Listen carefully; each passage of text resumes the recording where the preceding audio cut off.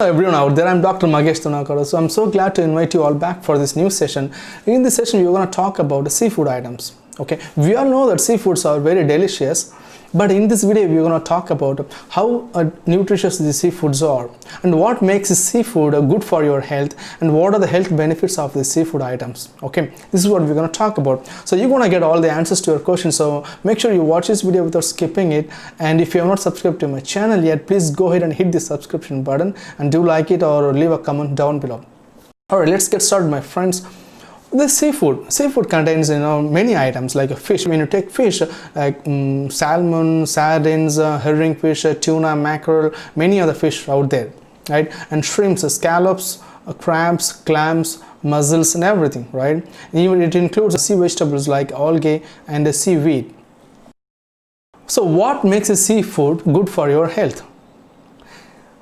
We all know everything contains something, right? So when you take poultry or meat, they have some proteins and other things. When you take the seafood items, they have got plenty of essential fatty acids like omega-3 and omega-6 fatty acids. There's a DHA and EPA.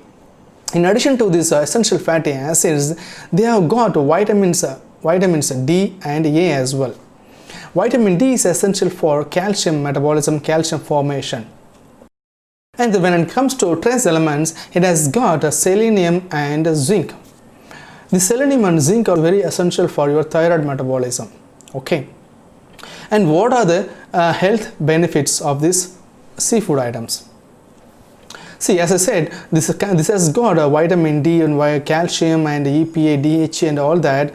Everything has got anti-inflammatory properties and antioxidant properties.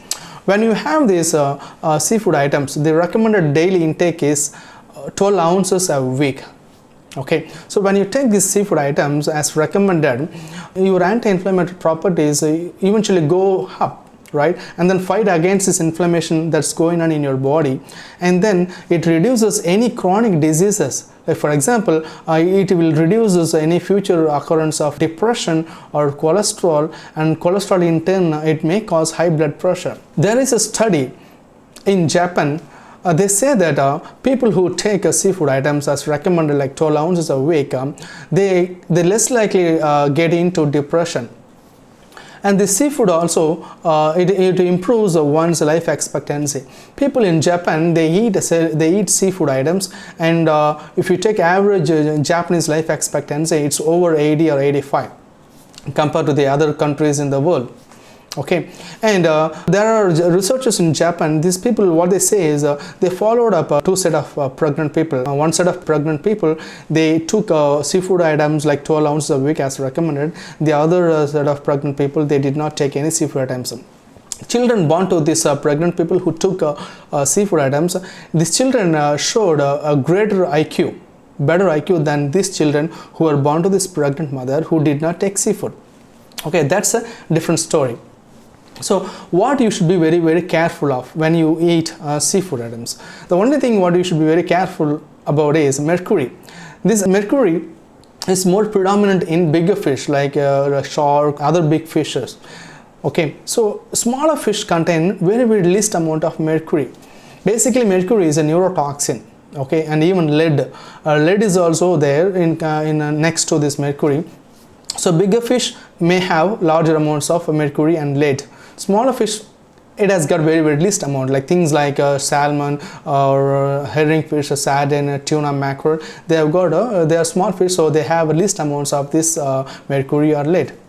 Okay, and on the other hand, there is vitamin D and calcium. These are very, very essential. Vitamin D in turn causes a calcium metabolism and parathyroid hormone. There is a big cycle, so it eventually reduces any metabolic syndrome from any occurrence. Okay. Next thing what we are going to see is how seafood compares to other proteins. For example, when you take a steak, on the other hand you take a fish, okay, like a codfish or whatever it is. This fish has got more amount of iron when compared to a steak. Okay, and you take a skinless, boneless chicken breast, and then you take a a codfish, a fillet codfish. This has got EPA, DHA and omega-3 fatty acids and zinc, selenium and vitamin D. It has got vitamin A as well. But then this chicken breast, it has got a good amount of protein as well, and it does not have a good amount of trace elements. It may have a good amount of proteins, but over here fillet fish like tuna or salmon or mackerel, sardine, herring fish, this has got more amount of essential fatty acids. Just make a habit of taking the seafood items 12 ounces a week. At least 1 or 2 days a week you try to take the seafood. Not only fish, like it could be shrimps, crab or mussels and lobster also.